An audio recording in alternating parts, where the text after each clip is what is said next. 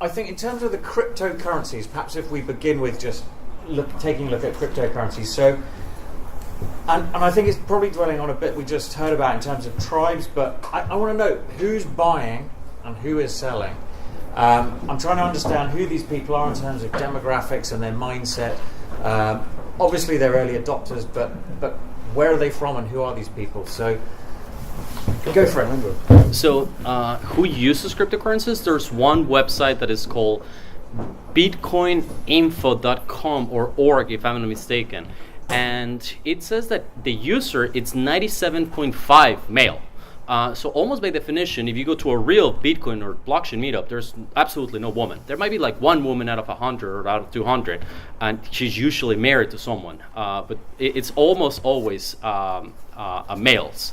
Second characteristics, it started in New Hampshire. It's a movement that started with a group of anarcho-capitalists. If you see the group of people, it's related to Julian Assange, to WikiLeaks, to Edward Snowden, to the group of libertarians in the Mises Institute in Alabama that wanted to improve the idea of Milton Friedman had in 1999. 1999 is when he talked about electronic cash that would be anonymous and untraceable. So this group of people, which are disproportionately white, male, young, usually using drugs, in their 20s, probably 30s, are the ones that uses and buys more cryptocurrencies. Okay, nice. Anything you want to add on? Yeah, I mean, that certainly follows the characteristics from, I think, the early times of Bitcoin. I mean, if you were I first heard about it in 2010, and I think it was at a festival, and someone was talking about the dark web at the time, very much that example that he'd given there. But certainly in the last few years, you've seen your traditional investors moving into this market, because why? Well, it's one of the best performing assets in the last 3 years, right? It's better than the stocks and shares. And it's got volatility, which is what actually makes people a lot of money. It's when things are volatile. The all-time highs we're seeing in the stock markets is actually not making any investment banker any money, because they make money on volumes of trading, not just on the stocks and shares going up. And therefore, the cyclical nature that we're seeing in the Bitcoin, in the cryptocurrency economy, is obviously been a great vessel for these asset managers to make a lot of money from, right? However, it has meant that they've been able to manipulate, or to some degree influence, the way that those cycles are happening. And I think that where we're up to now is the cusp of the kind of 2.0, where we're now going to get the use cases that Alejandro gave us earlier. These are going to become more prevalent, and we'll see the volumes going much greater with smaller transactions. So instead of people buying $10,000 worth of Bitcoin because it's their investment, we're going to see people buying just, spending just tens and 20 pounds, and even smaller denominations of Bitcoin. And for that, when this occurs, and we have kind of, I guess, this crossing of the chasm, with more mainstream adoption, I think that's where we'll get the kind of tapering of the value, where we'll essentially have a real kind of performing economy, which could be seen as as comparable to currencies that we have in today's economy. Okay. Cool. Secondly, I can't help but I want to bring up vouchers. In some ways, this isn't new. This is just vouchers. So if it's Christmas, and let's say I had a choice between a £20 note from my grandmother or a £20 voucher for, I was going to say Woolworths, but that wouldn't help much, would it? For M&S vouchers, I would think, oh Christ, now I've got to go to M&S. I would rather have the money than the vouchers, and yet in this instance, am I missing something? Why wouldn't I rather have, I think the gentleman said earlier, why can't we have one ring to rule them all? Life is simpler. So I guess the question is, why is a voucher better than a widely accepted currency which has so many uses? Because it increases its value. So the same voucher that you have using a redeemable app that is called Fold for Bitcoin, where you can exchange 20% cheaper in any Starbucks or in any Amazon, the price that if you got 100 of them, tomorrow morning you can get 120 or 140 of it. Okay. And for you to create vouchers as well, Burger King created Whopper Coin, and it's a redeemable project based on Waves cryptocurrency. Okay. Is it not always borrowing from the future to pay today? The question is how much you understand about economics. If you understand Austrian School of Economics, Milton Friedman, and specifically the ideas of Friedrich Hayek, you understand that there's a spontaneous order and that money have two characteristics. It has the characteristic that it's scarce and that it has a value. So Bitcoin is limited to 21 million. It cannot be produced anymore. And it has value because people in this room and in this community give it a value. So what happens if all that 21 million gets used up by Whopper coins? Where are we left then? That's Price because of them goes up. Well, I think the more interesting question is what happens when the 21 million is minted, because if you're not able to mint more, why would you keep on hashing and breaking the code, right?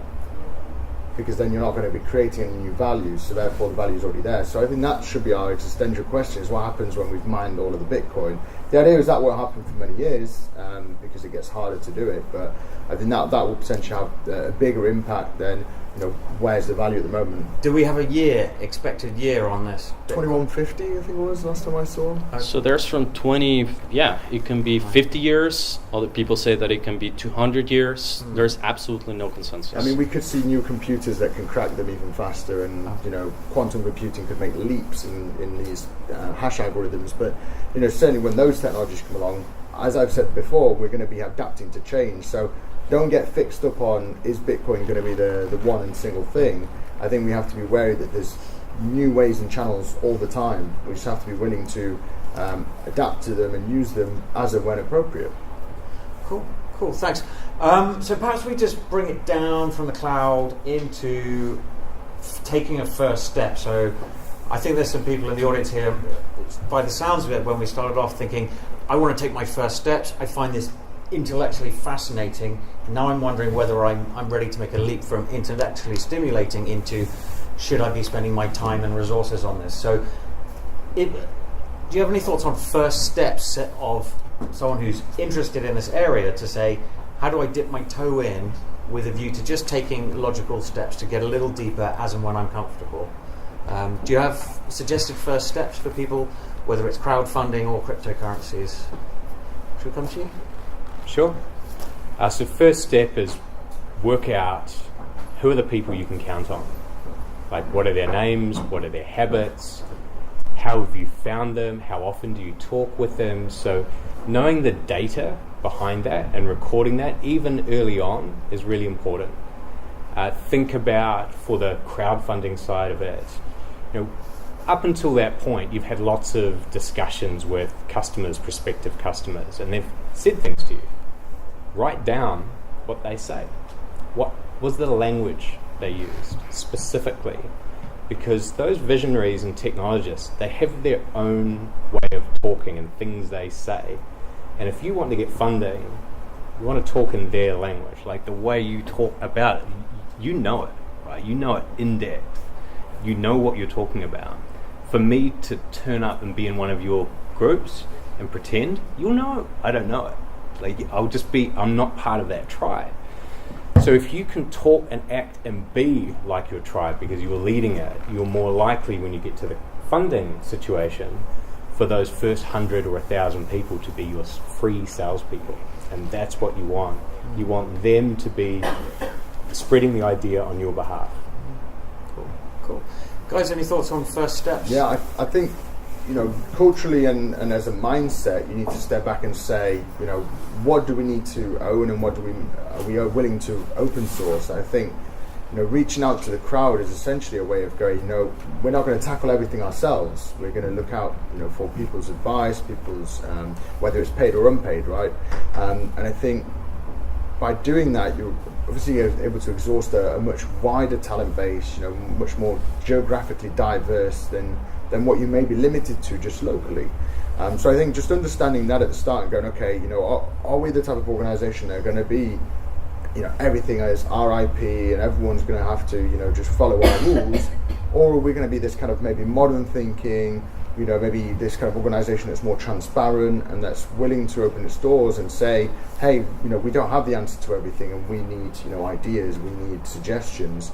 And I think having an understanding of that right from the beginning means that you can sort of take the right steps in terms of taking advantage of that.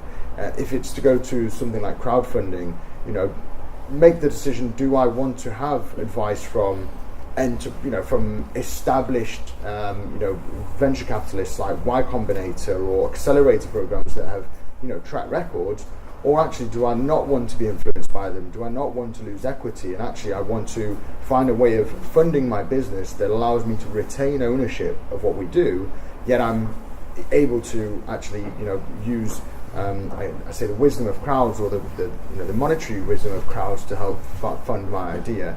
I know these are really just core questions about how you want to be as an organization. Cool. And well, we have a method.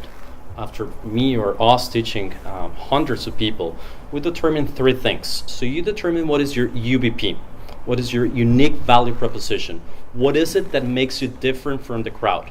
I come from a journalist background, and then I would analyze what is the market analysis and which kind of competitors do they exist in the industry. So for journalism and media, you would go into Kin, you might go into the LinkedIn that I mentioned, you might go into the Center, you might understand what are the differences between them, and as the third and last step, you would see what is the technical problems and difficulties that you have. If you act in the opposite way, you might know, as we speak in 2017, what is the technical differences between proof of stake and proof of work, what are the different consensus algorithms, and how do you arrive to a fork from Bitcoin to Bitcoin Cash and Bitcoin Gold. But in 1 year, that information might be obsolete. So the way that we recommend is understand what are you, what exists in your industry, and then know the technicality of it. All right, cool. Last thought before we come to questions from you in the audience would be, do you have any burning questions as experts that you really want to see answered? I wonder if there are some great debates raging in this sector at the moment where you're dying for an answer. Perhaps you could bring us to life, what keeps you up at night, what interests you, what would you love to see resolved? Perhaps we give it a time frame over the next year or 2 rather than further than that. It's a good question. I think everyone's talking about how this industry is going to be regulated or governed, and I think that's clearly one of the reasons why this industry was created, so that it couldn't be governed or regulated, or at least so that it could be self-governed and self-regulated, and therefore allowing the powers that be that have controlled our capital markets forever to try and control this market, I think is where a lot of people are going, that's going to be a hard fork in itself. There's people who are going to say, great, now we can actually use it because it's regulated, but then you're going to lose all of those visionaries that wanted to use this technology for a different purpose. And I think essentially how people are going to exploit it is where a lot of people's fears are, because at the moment there are lots of people exploiting it, and we're not seeing the value of where it was built in the first place. Everyone wanted it to be a currency to combat the dollar, and unfortunately it's still an asset. And I think that for me is where the next 2 years or 3 years is going to be key. Are we going to see this kind of crossing of the chasm? And if that does occur, then we will have a competitor to the dollar, and obviously then a new financial system that we can look to. But then will the regulators come and sort of jump on it as they are doing? Will be another concern. So still to see how that will play out. Wow, yeah, cool. I'd like to see. I think with any change, it takes far longer than we expect, and the technology is always there far earlier. So with Bitcoin, it's there now. The internet you could buy online in '95, and it's taken 20 years for it to become something no one talks about. So for this to be prevalent everywhere, we want no one to really be discussing it. It's taken as read, and I think what I'd like to see is it linked with an issue of our time, that there is someone solving that issue. So with climate solutions, if you can sell back into the grid with solar power, and that happens to be in one of these currencies, then it has a real chance of disrupting the way dollar and oil barrels are currently linked. So I don't think you can think about it in isolation. I think it has to be paired with, and where you've got something growing at a supernormal rate, that will then collapse how long it takes before it's at mainstream, and it's not just the visionaries and technologists talking about it. Cool. Yeah. And my question would be if Bitcoin would be the catalyzer to lead us to digital anarchy, how was Bitcoin created? And debtless, decentralized, and distributed cryptocurrencies were built was to eliminate central banks and to eliminate the nation states. They don't have another purpose. Litecoin and Bitcoin, that is the only that is well stated in the Satoshi Nakamoto white paper in 2008. Will digital anarchy include a combination between sharing economy, fintech, e-governance, transhumanism, biogenetics, and different emerging and disruptive technologies that do not exist at the moment, but Bitcoin as being the only human experiment that nobody owns and everybody owns at the same time would allow to a level of decentralization that any system of organized violence or threats would be diminished or eliminated. I think I just want to add to that. It also comes down to, what do we need as what as a consumer are you looking for? Are we in the developed world actually ready for these technologies? I actually kind of argue that some of these cryptocurrencies are better suited for developing worlds, which are maybe more agile to some of the big constraints that we've put up, big barriers of regulation and whatnot. And in this society right now, I can use contactless payment already. It's not something that I can't do. So the challenge I see is that actually, the opportunity that you see in developing world is that they don't have access to the technology in the banks that we do, and therefore technology platforms like cryptocurrencies gives them far more benefits than maybe it does for us. However, that may change over the time, and again, it goes by use case. In fact, some of my student friends would argue that it's really beneficial for them to send their school fees via Bitcoin because Western Union will take 11% of £100,000 off them, and that's a serious amount of money every year, whereas sending it by Bitcoin would have been a 0% or 1% fee. So I think on a use case, you'll find you'll find that there's a right vessel for you, and it may not necessarily be. There's also a timing question in there as well. Cool. Great questions.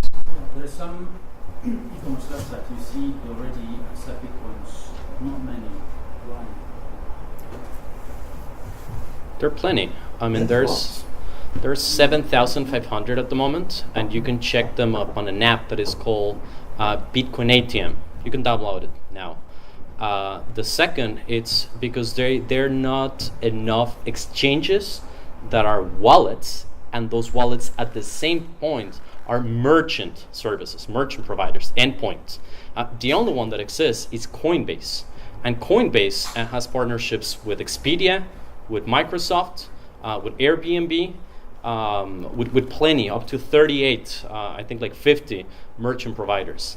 The real difficulty exists, and the second answer is, apart from using Bitcoin or Ethereum, there are cryptocurrencies, namely Dash, that has a dedicated team only to go with small businesses like you and tell people, use my cryptocurrency called Dash in exchange of pounds or dollars or whatever asset that you have. So there are many cryptocurrencies that they target the end user, and it's Joel Valenzuela, the guy that explains it the most in terms of Dash. All right. I was just thinking, you've got people who invest in cryptocurrency, you've got people who use them. Yeah. Is there a difference? Is there a gap? Because I was thinking, if I were to buy Bitcoin and I paid €1,000 for a specific coin, and I bet it's on the value increasing, I wouldn't use it to buy pizza. Yeah. So are those two different types of Bitcoin users? And does that not indicate some kind of red light or warning that, hey, it's either people using it and they do it for some reason, which is sometimes anonymity, or you use it because you want to make more money in the future, and then essentially what you have is a pyramid scheme. So at the beginning of the year, we had around 650 cryptocurrencies. Now we have 1,200 cryptocurrencies. Just in the month of July, we had like almost 60 cryptocurrencies or ICOs coming up. Is it negative or positive? The answer is, I think it's desirable because it creates. Now you're talking about the number of cryptocurrencies. I'm talking about the people who buy them. You have two personas. You have people. So is it about Bitcoin? Because I think there's many people, they don't match or they combine Bitcoin with the rest of the cryptocurrencies. The rest of the cryptocurrencies, 99.9 of them are simple companies, simple software development companies with a jurisdiction, with a CEO that pay taxes and are not decentralized under any circumstances. That's what they tell you. But 99% of cryptocurrencies are not decentralized. I might explain. So there are two types of user it's being suggested. Some are just investing because they want to invest and their money to go up, and some people are using it on an everyday basis. And I think the question is there a conflict because of these two types? Okay. It's just about, Yeah, because he makes a good point. I think there's so many types that some of them are seeing it as an investment into a company, and some obviously seen it as investment as a currency. I'm talking about what the they people create. who buy Bitcoin and then use it or not use it. About people like her and me. Yeah. There's different types there. The price of using it is. Cryptocurrencies themselves Sure. or whatever. I'm talking about those people. So those who are trading or those who are actually consuming Yeah. it, right? I think they're conflicting. And I think one is preventing the other from crossing the chasm. Because That's what I'm asking. if I buy pizza and it's in sterling, I want to buy the same amount of pizza this weekend as next weekend with the money I've saved up from the work I've done. So If there's that's volatility in it that's significant, that means I'm down to a slice some weekends, and some weekends I've got 10 pizzas, that doesn't work for me, so I just ignore that way of buying pizza, which is a problem for the mass adoption. It's not for the visionaries and the technologists or the investors that can trade off volatility. That goes to the use case, and I think you've hit on a very important point. So It's because there's pain there, no? There is a pain. There is a pain. I think there is a huge pain because you have got these conflicting ideologies, and one is trying to exploit the system and create this pyramid-like setting, whereas the other is actually trying to use it for consumption and for digital transactions and for sending money how will across. people transcend that pain? And I think that only comes from volume. Essentially, when we have more people adopting it, so more traditional investors investing just $5 as opposed to big $10,000, $20,000, because those big transactions, those $20,000, $30,000 are creating those big volatilities. That's what's having a big effect. And we're seeing this cycle which no one likes, because as you say, if you want to be a currency, it has to be flat. That flatness will only come from having a bigger volume. So I think once we've got more businesses and more people starting to dipping their toes in it, so we've already seen a lot more proliferation of Bitcoin ATMs. People can now get their hands on very small denominations. The more that we see of that, and we are seeing that, the trajectory for volume is going up. Only once we see the volumes really see critical mass will be the point where the currency will start to stabilize, and therefore we'll see those investors, the first type of user you're talking about, they will then retract from the Bitcoin market because they don't see it as an investment vessel anymore. And this is the part and parcel of every financial system, right? It gets exploited until it's too stable and it's not volatile enough, and therefore you move on to whatever else is volatile and you can make money from. So that, I think, is where we're going to see hopefully the shift away. But the largest volumes of currency trading daily are in in pound dollar, which have enormous volumes. So what you're saying isn't true. I think the amount of profitability, but if they're trading a lot, I mean, they are the most traded. Okay, but in terms of profitability, I think they're going to see they're seeing a lot more from these cryptocurrencies. Hence why they're influencing it as much as it has been. But again, these are really difficult questions. I don't think we can come up with the answers right now, because I think we need to analyze, how the market is evolving and kind of what are the regulators going to say about it? What are the new businesses that are going to try and take it on board going to do about it? And I think once we see those volumes grow, we may start seeing the economy shape more like the FX economy that we know today. And that's kind of my view about it. Do you see this happening already, or is this speculation? No, I think this is very slowly happening, but it's almost to the point where we see it happening because Bitcoin went from $100 to $5,000 in a certain amount of time. It's not going to go up in that kind of number again. In the next 5 years, you might be lucky if it goes from 5,000 to 25,000, and that's only 5 times what you would have made. 5 times compared to 5,000 times, right?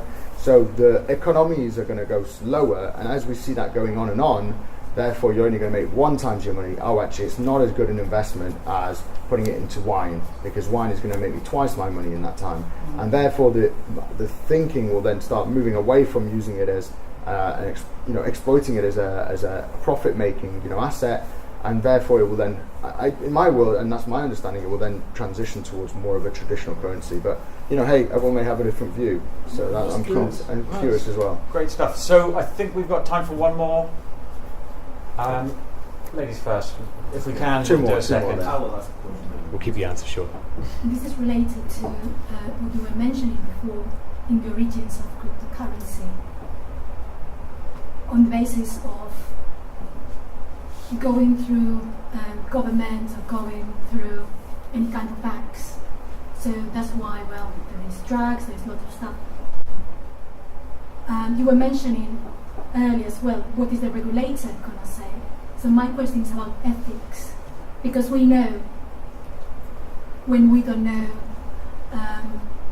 who are the people using it, which is the end use of it, and it gets more and more popular if it goes through different countries, different continents.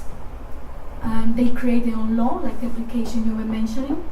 Can they, people create law that is unethical, and it can be seen that is unethical, and there is not a government in the middle, but there is not also a way to keep and to take into account human rights and things like that. Is there anything that is in place and it can be in place, or is just the rule of anonymity and all decentralized? No, there is an understanding of how can we bring protection, because in an industry which is seeing hacks and other kind of scares, there's people obviously worried about what could be happening. And I think what we want to see is that you could move towards the Ethereum based product, which is actually centralized and actually can be controlled to some degree, to give protection to make sure that not every transaction is immutable, so that you can actually reverse some if it's done by accident. But the reason that Bitcoin came in was that people were willing to take that risk of losing some of their own, let's say, their own moral understanding of, not moral, but their own kind of understanding of how that would move, based on the fact that it meant that no one else would control the ethics for them. As you said, you might rely on the government to make the rules for you, but what if the government is creating rules which don't benefit you, right? And therefore that's why these kind of new vessels were around. And I think it begs a very difficult question, and I kind of went back to the point of, if we put things out to the crowd, as individuals, we need to just take more ownership of how do we want to work ethically, or how do we want to set our own rules. Do we need to really rely on someone else to set the rules for us, or can we understand that I shouldn't send someone money if I don't believe that they deserve it, and though if I live off that basis, maybe I'll never send anyone the money that they shouldn't have, and I don't have to go through the process of trying to get recovery, right? I mean, I'm just postulating, but again, it's a very, very interesting question, and I think they are looking to regulate it. They're looking at it, and yeah. I would imagine they would massively fail, and that's what I hope, of course, because it's not really evident. But the creation of a technology, or the technology itself, it's not responsible for its use. Meaning, the fact that everyone drives a car in here doesn't mean that you're going to be a terrorist driving over a bridge and creating a terrorist attack, or that you have a USB, it would immediately create you a hacker, or we would be banning the spoons over there because it's going to make you fat, because you're not responsible itself to drinking or for having your own consumption about creating any kind of product. Isn't this the same argument as guns kill people, so people kill people, not guns? Yeah. It will come down to, the answer to your question is, it will come down to cultural norms.